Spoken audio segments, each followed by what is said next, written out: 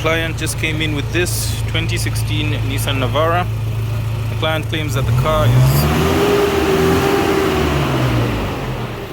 is overheating when he turns on the AC.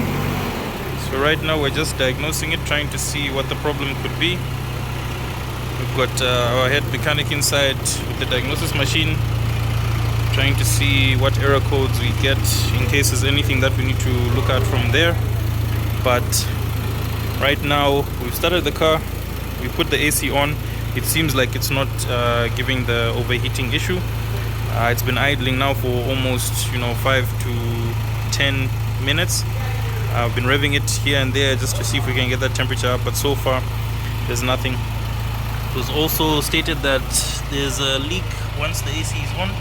It might have been condensation coming from the condenser once you turn on the AC, but right now we're not getting any of that.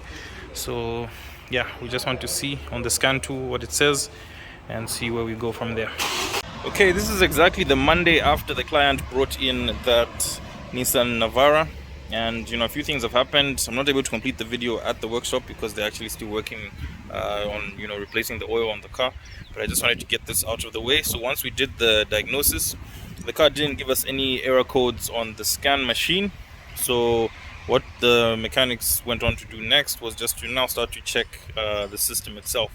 And funny enough, after we got the radiator caps off and we were trying to drain the system, we found that the radiator caps had been swapped. So there's one that goes onto the overflow tank, and then there's one that goes onto the radiator itself. So obviously the overflow tank is where it's not a pressurized system. It's where the main radiator relieves pressure. When pressure builds in the main radiator, it goes into the overflow to balance it out, and then the overflow, if pressure builds in there, it just kind of just spills out of the system.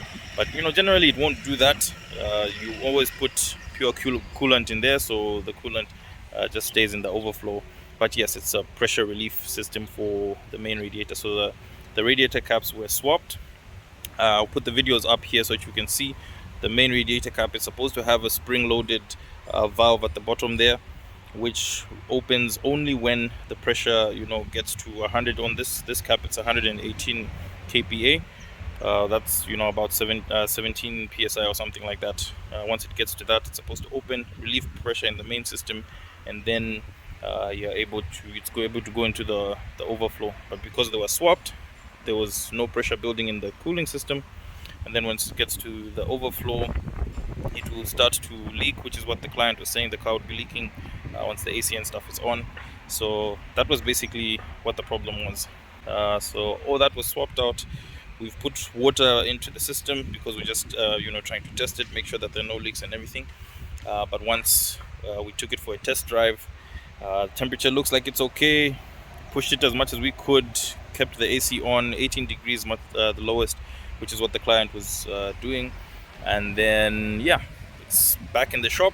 Now we're just trying to do an oil change, but otherwise the temperature looks like it's okay. And I guess that's another fix right here at Tunex Auto. So